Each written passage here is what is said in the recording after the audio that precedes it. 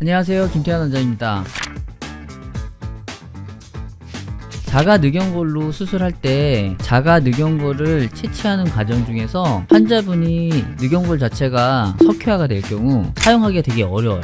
석회화가 된다는 건 뼈화된다는 거거든요. 뼈화된다는 거는 채취하는 것 자체도 어렵고, 채취한 다음에 우리가 어떤 구조를 만들 때 서로 봉합을 해줘야 되는데, 그런 것들을 할 때 바늘이 뚫려야 되는데 잘 뚫리지 않고, 그렇기 때문에 수술하기가 상당히 까다로워지고, 그런 부분이 모양적으로 그런 거를 만들어 나갈 때 상당히 불리하다고 생각해서, 저는 석회화가 많이 진행된 늑연골의 경우에는 자가늑연골보다는 기중늑연골을 추천하고 있어요. 그래서 수술을 하기 전에 우리가 흉부 X선 촬영을 해가지고 석회화가 어떻게 진행되어 있는지 아니면 괜찮은지를 파악할 수가 있어요.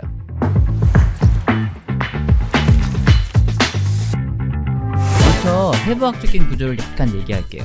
늑연골은 흉곽을 싸고 있는 부분에서 우리가 채취가 되는 건데, 바깥쪽은 뼈로 돼 있고 안쪽은 연골로 돼 있어서 우리가 흉부가 움직일 때 외부의 충격을 받아도 탄력으로 그런 충격을 흡수할 수 있는 역할을 해주는 거죠. 그래서 안쪽은 연골로 되어 있는데, 우리가 한쪽에 한 12개 정도가 있게 돼요. 그리고 되게 1, 2, 3, 4, 5, 6번 6번이나 7번 정도의 연골을 채취해요. 이쪽이 좀 두께감도 있고 길이감도 있기 때문에. 그래서 6번이나 7번을 사용하는데, 이렇게 바깥쪽은 뼈, 안쪽은 연골로 되어 있고 이렇게 경계가 있어요. 흉부 X선 촬영을 하게 되면 연골의 경우에는 연조직이기 때문에 투과해서 보이지가 않고 뼈만 관찰돼요.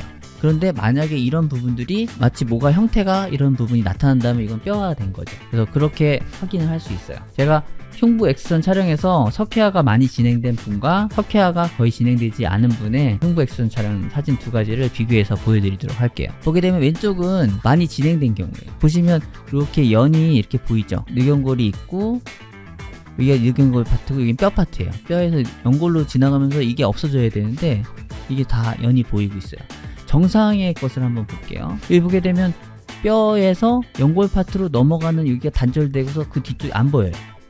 안 보이죠? 이게 살짝 보이는 정도? 왼쪽에 있는 부분과는 확연히 차이가 나죠. 엑스레이에 연골은 투영돼서 보이지 않는데 석회화가 진행되면 뼈화되면서 이렇게 마진이 이렇게 보이게 돼요. 이럴 경우에는 너무 석회화가 많이 진행됐기 때문에 채취 자체도 어렵겠구나 라는 생각이 들어서, 저는 흉부 X선 촬영을 늑연골 수술할 때는 먼저 촬영을 해서 확인하고, 이런 부분이 많이 진행됐다면 기중 늑연골의 사용을 권하고, 많이 투영이 돼서 석회화가 잘 보이지 않는다, 약간만 관찰된다 하면 가능한 한 자가늑연골을 써서 수술을 하고 있어요.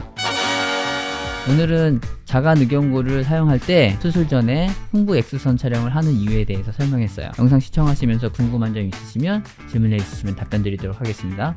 김태환 원장이었습니다.